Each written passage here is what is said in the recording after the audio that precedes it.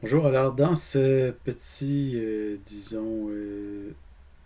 exercice retour, j'aimerais avec vous faire un retour sur la méthode remove de l'exercice hachage ouvert, parce qu'il y a des choses à ajouter par rapport à ça. Donc, ce qu'on peut, vous en êtes probablement aperçu, la méthode remove, c'était probablement, je considère, que c'est la méthode qui était la plus difficile à coder de l'exercice hachage ouvert. Donc, j'aimerais faire avec vous un retour sur ça et vous présenter au passage 4 manières différentes de coder cette méthode-là. Okay, il y en a même une autre, il y a d'autres manières en plus de ça. Mais principalement, ces 4-là, je pense que c'était les plus directes et les plus intéressantes. Et parmi ces 4-là, il y en a deux que c'est sûr que personne, en tout cas, il n'y a personne en classe qui les ont faites parce que ça fait appel à des techniques que vous n'avez pas encore vues, mais là, je vais vous en parler justement. Donc, ce n'est pas une technique sur laquelle je veux nécessairement axer le cours, parce que c'est une technique qui est un peu plus avancée, mais je tenais quand même à vous en parler, comme ça, vous serez au courant que ça existe. Donc, ici, on a la signature de la méthode remove. Donc, il s'agit d'éliminer un élément dans notre dictionnaire hachage ouvert en fonction de la clé. Et on retourne un booléen pour savoir si oui ou non on a supprimé l'élément en question. Donc, la difficulté principale de cette méthode-là réside dans le fait que pour pouvoir supprimer un nœud de la liste, donc on a ici une série de nœuds dans une liste qui est située à un certain emplacement dans notre table de hachage. Donc, la table de hachage, rappelons que chaque case de la table de hachage contient potentiellement une liste chaînée de nœuds. Donc, la difficulté, c'est que pour supprimer un nœud, par exemple celui du centre, il faut conserver un lien, si on veut, vers le nœud précédent. Parce que c'est dans le nœud précédent qu'il faut faire une redirection du suivant pour l'amener vers le suivant de notre nœud courant, du nœud qu'on veut éliminer. Okay? Donc, et une difficulté supplémentaire, c'est que cette mécanique-là du précédent puis du suivant, ça ne marche pas pour ce qui est du premier nœud de la liste. À cause de ça, ce premier nœud-là, il faut le traiter de manière spécifique. Donc, ça amène, ça amène une difficulté supplémentaire à cause de ça.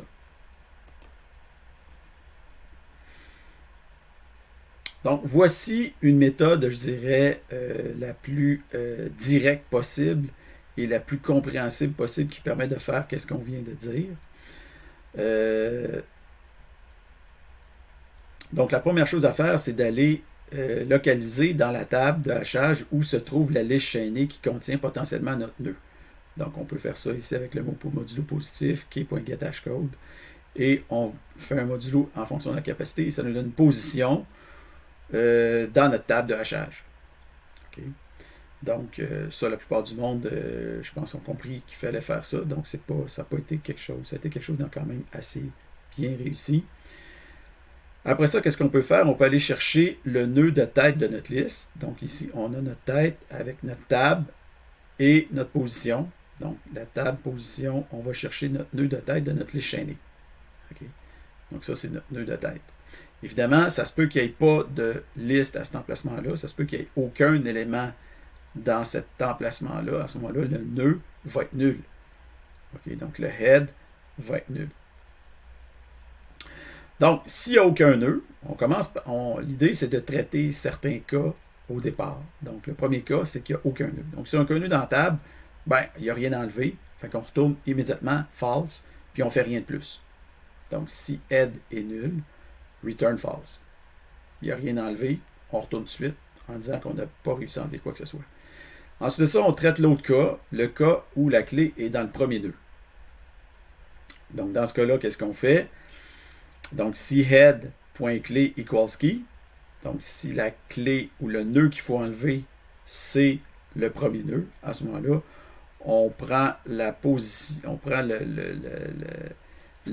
head, si on veut, l'emplacement qui est localisé dans notre table de hachage, puis on redirige vers le suivant de notre premier nœud. Ce faisant, notre premier nœud va devenir détaché. Il n'y a plus rien qui va pointer dessus. Puis à cause de ça, le garbage collector va le ramasser. Okay? Donc, on le détache. On détache notre premier nœud. Puis la façon de le détacher, c'est de faire en sorte que la table de hachage elle-même pointe vers le second nœud de notre table. Évidemment, ça se peut que le head point suivant, ça soit nul. Ça se peut qu'il y ait juste un nœud. Ben, c'est pas grave. À ce moment-là, s'il y a juste un nœud, head point suivant est nul. Ça veut dire que table point position va devenir nul, puis ça va tout simplement supprimer notre nœud. Donc, on n'a pas besoin de faire un cas particulier pour le cas où le suivant serait nul. Okay? Donc, ça va fonctionner qu'il y ait 60 suivants ou qu'il n'y en ait aucun. Et comme on a réussi à enlever le truc, on fait return true. Donc, deuxième cas, traité. Donc là, il nous reste un cas à traiter. C'est le cas où notre nœud est situé quelque part dans notre liste, mais qui n'est pas au début. Okay? Parce qu'ici, on n'a traité aucun nœud. Après ça, on a traité le cas où le nœud, l'élément enlevé, c'est le premier nœud de notre liste chaînée. Donc, il reste maintenant à traiter le cas où le nœud à enlever est dans la suite de notre liste chaînée. Donc, comment on peut faire ça? Ben, là, c'est ici que je vais vous montrer 4 méthodes différentes pour faire ça. Donc, ici, c'est pour ça que je fais un return 4 switch. Puis, si jamais, c'est une façon pour moi, dans mon code, disons, de faire en sorte que je sélectionne soit la méthode 1, la méthode 2, la méthode 3 ou la méthode 4. Donc, la méthode 1, 2, 3 fonctionne un peu toute en fait, sont basées un peu sur une... Ben, en fait, vous allez voir. Mais la méthode 4, il faut absolument que je passe en référence le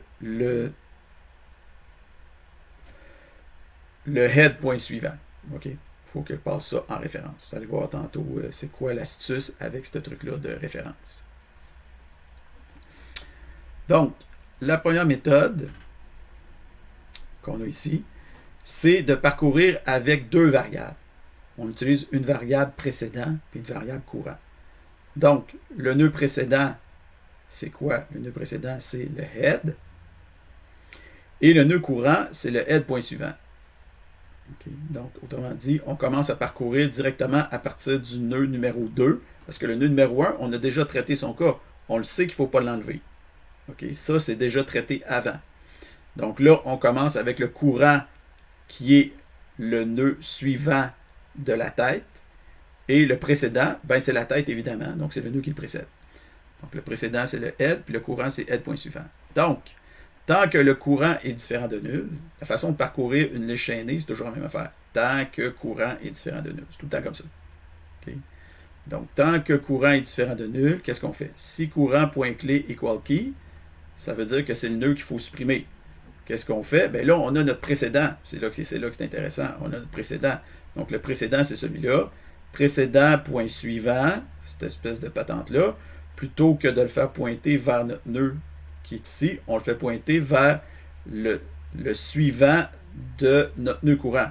Donc, précédent point suivant égale courant point suivant. Donc, ça va faire en sorte qu'on va bypasser notre nœud qui est ici.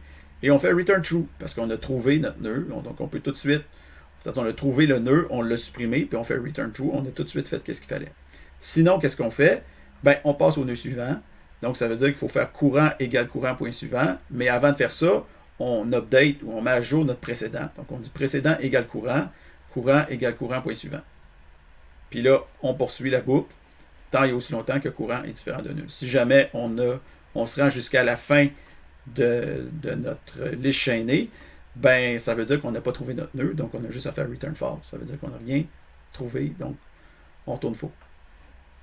Donc ça, c'est vraiment, je vous dirais, la façon la plus directe et la plus compréhensible, en quelque sorte, de faire cet exercice-là. Okay? Donc, la plus bébête, comme je dis en français. En anglais, on aurait pu dire straightforward. Donc, en anglais, en français, straightforward, ça peut être direct, mais j'aime pas, je trouve que direct, c'est pas assez clair. Bébête, c'est peut-être un peu trop fort par rapport à straightforward. Mais disons que ça quand même, ça rentre un peu, ça rend justice quand même un peu à cette affaire-là. C'est qu'on essaye de ne pas se casser la tête. On fait le plus direct et simple possible. Okay? Donc, bébête, ça ne veut pas dire que c'est pas bon. Okay? Donc, parce qu'on applique le principe KISS ici, Keep it simple, stupid. Okay? Donc, garder les choses simples, voire stupides. Parce qu'en programmation, on ne veut pas que nécessairement des fois les choses soient trop compliquées. Mais je vous avouerai qu'en général, c'est pas nécessairement les gens qui vont coder des algorithmes dans les arbres, les chaînés, vont pas nécessairement procéder comme ça. Okay? Les pros vont pas procéder comme ça. Les pros vont procéder plutôt avec les méthodes 3 et 4 que je vais montrer plus loin. Donc, mais cette méthode-là est excellente, en fait, puis elle fonctionne très bien, puis elle est très rapide. OK. Donc, la méthode 2, en fait, elle est plus simple que la méthode 1. Donc, la méthode 2 permet de fonctionner en utilisant uniquement le nœud précédent pour faire notre parcours. Donc, au lieu d'avoir un nœud précédent et un nœud courant, on utilise juste le nœud précédent. Donc, on fait un while sur le précédent. En fait, on se concentre juste sur le nœud précédent. Donc, le nœud précédent égale head, comme on a ici, le nœud précédent égale head. Mais là, on n'a pas de courant. Fait qu'on fait tant que le précédent point suivant, donc tant qu'on a un suivant qui est différent de nul, on parcourt notre liste. Donc, tant que le précédent possède un suivant, on parcourt la liste.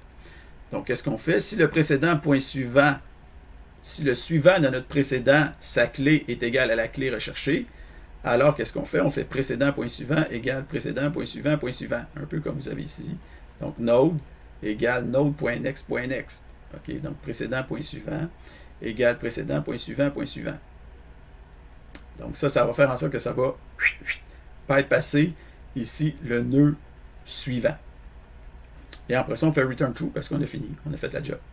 Sinon, ben, on passe au nœud suivant. Donc, précédent égale précédent point suivant. Donc, on passe au nœud précédent, au nœud suivant, c'est-à-dire, mais le précédent qui est suivant.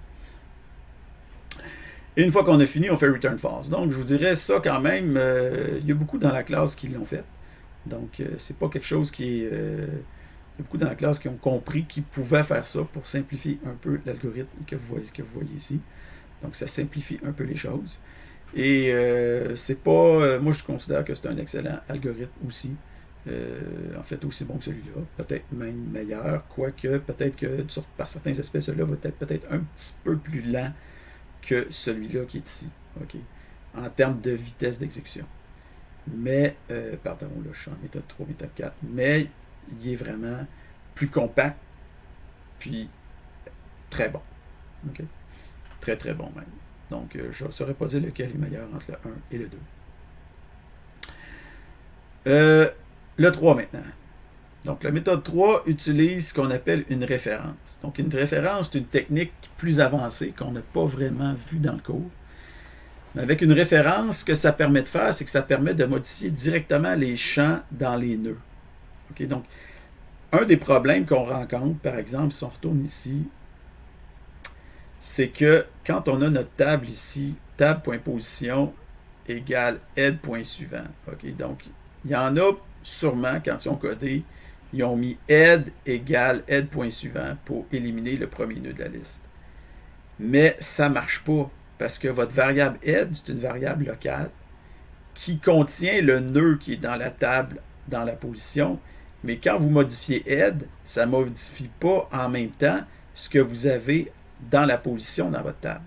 Okay? Parce que head, c'est une variable qui est indépendante de la valeur qui est stockée dans votre table de hachage. Okay? Donc, le head est une variable qui pointe vers un nœud, mais votre table .position est quelque chose d'autre ailleurs en mémoire qui pointe vers le même nœud. Okay? Donc, les deux pointent vers le même nœud, mais quand vous modifiez votre head, vous ne modifiez pas votre table .position. C'est là qu'interviennent les références qu'on appelle. Quand on utilise une référence, ça permet de modifier directement la valeur qui est située dans notre table dans une certaine position ou qui est située dans notre nœud dans une certaine position. Donc, ça nous amène ici à la méthode 3. Donc, ça nous permet de parcourir avec un ref suivant. Donc, ici, on se définit un nœud qui est le nœud qui est le suivant. Okay, donc, le node suivant ici, c'est le head point suivant.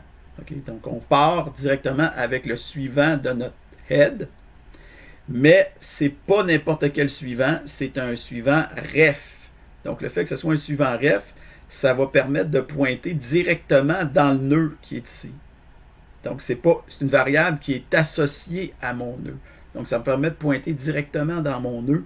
C'est pas une variable, disons que quand je la modifie, ça va en même temps modifier le suivant qu'il y a dans mon nœud. OK?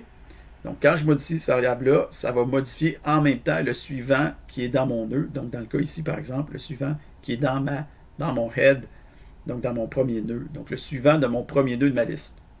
OK? Donc, ça va prendre ça ici. Donc, tant que le suivant est différent de nul, si suivant.clé equals key, qu'est-ce qu'on fait? On fait suivant égale suivant.suivant. Ça a l'air un peu bizarre d'écrire ça comme ça.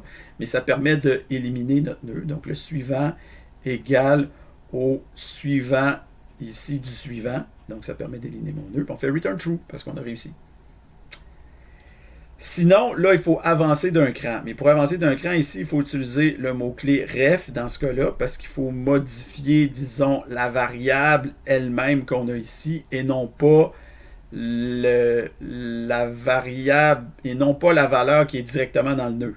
Okay? Donc, pour être sûr qu'on ne modifie pas la variable qui est directement dans le nœud, il faut faire suivant égale ref suivant.suivant. Donc, ça, c'est une petite subtilité, mais sinon, on voit que cet algorithme-là, étrangement ressemble au précédent, même il est un peu plus simple. On fait return false quand on finit, parce que ça veut dire qu'on a passé tous les nœuds, puis qu'on n'a rien qu'on n'a pas trouvé le nœud recherché. Donc réfléchissez-y bien comme il faut à ce que vous voyez ici pour ce qui est d'utilisation des références. Donc, je ne m'attends pas à ce que vous deveniez des experts des références parce que ce n'est pas quelque chose sur lequel j'ai axé jusqu'à maintenant dans le cours. Il y a beaucoup d'autres choses à comprendre avant de saisir le concept de référence. Mais pour ceux qui sont intéressés à ce concept-là, dites-vous que c'est l'équivalent de ce qu'on appelle un double pointeur dans des langages comme le C ou le C++. Donc, je sais que pour la plupart d'entre vous, ça ne vous dit absolument rien, mais si jamais à un moment donné, vous utilisez ces langages-là et que vous rencontrez le fameux concept de double pointeur, vous allez comprendre qu'un ref, c'est l'équivalent.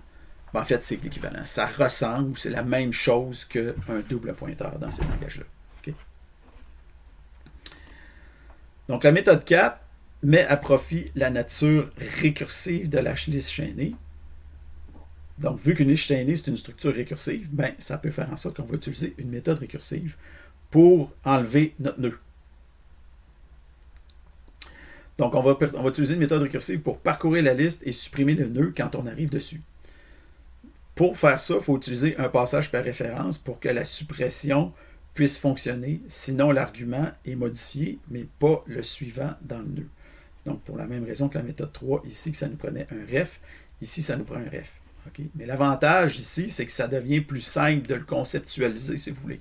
Donc, on le sait que quand on passe un argument ref, ça veut dire que ça modifie directement l'argument. Donc, on se rappellera ici que dans notre méthode 4, on passait ref head.suivant. Ça veut dire que notre méthode 4 va s'appliquer au suivant de notre head. Donc, en allant ici avec la méthode 4, qu'est-ce qu'on fait?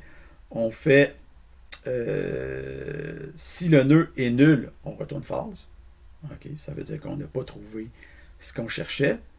Si le nœud.clé.equals-key, ça veut dire que ce nœud-là est le nœud recherché. Donc, il faut le supprimer. Donc, qu'est-ce qu'on fait? On fait nœud égale nœud.suivant. Donc, ça a l'air vraiment étrange de fonctionner comme ça, mais ça va fonctionner parce que c'est un ref. Donc, vu que c'est un ref, ça va effectivement supprimer ici notre nœud en faisant nœud égale nœud.suivant. Ça va le supprimer, puis on fait return true. Sinon, qu'est-ce qu'on fait? C'est ici qu'on fait l'appel récursif. Donc, return méthode 4, ref nœud.suivant. Donc, on appelle méthode 4 récursivement, mais avec le suivant du nœud dans lequel on était. Donc, méthode 4, ref nœud.suivant. Donc, vous voyez ici que la méthode récursive, en fait, c'est probablement la plus simple de toutes les méthodes qu'on a vues jusqu'ici. Et notez au passage que cette méthode ici est récursive terminale. Donc, si jamais le langage C# pouvait faire l'optimisation, ce qu'on appelle le tail call optimization, peut-être ça va arriver un jour, à ce moment-là, il pourrait optimiser cette méthode-là pour qu'elle devienne aussi rapide et aussi efficace qu'une boucle. Mais comme j'ai déjà expliqué, le Tail Call Optimization n'est pas disponible en C# présentement. Il est disponible dans d'autres langages comme le F#. Donc, quelle est la meilleure de ces méthodes-là parmi 1, 2, 3, 4? Donc, ça dépend. Donc, aucune n'est mauvaise en tout cas. Ça, je peux vous dire ça. Il n'y a aucune de ces méthodes-là qui est mauvaise. Puis, les performances de ces 4 méthodes-là sont probablement semblables. Bien que je vous ai dit que probablement que la méthode 1 est légèrement plus performante que les autres.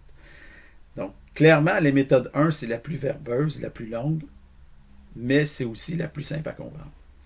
Et les méthodes 3 et 4 ont un avantage qu'on n'a pas démontré dans l'exemple que je vous ai donné précédemment, c'est qu'elles peuvent traiter le cas de tête, de liste, de la même manière que les autres cas.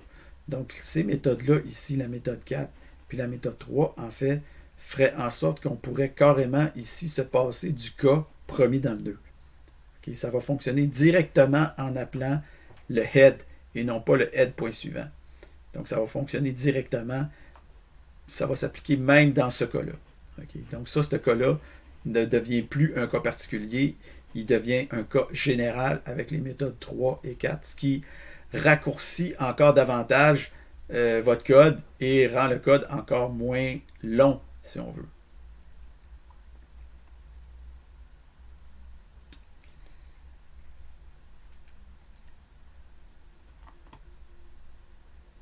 Donc, ces méthodes-là, les méthodes 3 et 4, c'est les plus courtes. Okay? Puis on pourrait dire, bon, c'est sûr pour vous, ça va vous sembler peut-être être un peu comment dire, une espèce de prouesse magique, ce genre de code avec des références. Mais dites-vous que pour les habitués des structures de données, c'est quelque chose qui est courant. Okay? Donc, faire des parcours avec des doubles pointeurs en C, en C++, ou avec des refs en C#, c'est quelque chose qui est quand même, pour les habitués des structures de données récursives, c'est quelque chose de, disons, c'est une technique standard. Okay? Donc, je vous demande, suite à ça, de faire un exercice rapide. Donc, en fait, c'est d'appliquer la méthode 4 à votre exercice hachage ouvert. Donc, en fait, l'exercice hachage ouvert, mais pour la méthode remove. Donc, vous avez ici la méthode remove. Okay? Donc, ce que je vous demanderais, c'est que, en fait, même le cas nul est un cas particulier aussi. Donc, le cas nul et le cas où la clé est dans le premier nœud de la liste ne doivent pas être traités séparément. Donc, je vous montre ici mon code. Okay? Donc, mon code, c'est quoi? J'ai ma méthode 4 ici. Ref nœud nœud. La méthode 4 ici, c'est quoi? C'est exactement la même que vous avez vue avant. Copier-coller. Et vous devez me faire return méthode 4, puis vous devez mettre ici la bonne affaire pour que ça fonctionne. Okay? Donc, c'est pas plus compliqué que ça. Pour faire un remove, vous faites return méthode 4 ici, en appelant la bonne chose, pour faire en sorte que ça va supprimer entièrement. Ça va supprimer en fait seulement si il y a lieu le nœud recherché dans la table. Donc ça vraiment c'est la méthode optimale de faire cette méthode. C'est la façon optimale selon moi de faire ce remove là. Donc le plus compact possible. Donc vous allez mettre votre code. Donc je m'attends. Faites une saisie de votre méthode comme à la diapo précédente avec votre nom dans le commentaire. Donc ici, moi j'ai mis mon nom, vous mettez votre nom. Et votre code à la place de la zone floue que vous avez ici. Donc vous mettez votre code ici, évidemment le code doit être visible. Et vous, votre boolean méthode 4, vous pouvez la réduire comme je l'ai fait ici, de sorte que vous n'avez pas besoin de l'afficher au complet. Donc je vais juste voir ça ici pour ce qui est de votre saisie. Évidemment, tous les tests doivent continuer à passer. Seule la méthode modulo positif de votre classe doit être utilisée dans la zone floue. Donc, le modulo floue ici ne doit pas faire appel à une autre méthode compliquée ou je ne sais pas quoi. Tout le jus se passe dans la méthode 4. Donc, ici, la seule méthode spéciale que vous allez utiliser, que vous avez codée, c'est modulo positif. Vous n'utilisez aucune autre méthode que vous avez codée dans ce projet-là, dans la zone floue que vous avez ici. Votre saisie. Et votre remise. Donc, vous me remettez votre PowerPoint avec votre solution complète, Visual Studio. Au moment de la remise, ajoutez un commentaire de temps et votre note. Donc, 10, vous avez réussi. 0, vous n'avez pas réussi. Si jamais vous jugez que vous méritez un nombre intermédiaire de points, vous pourrez toujours le faire avec commentaire explicatif. Alors voilà, merci.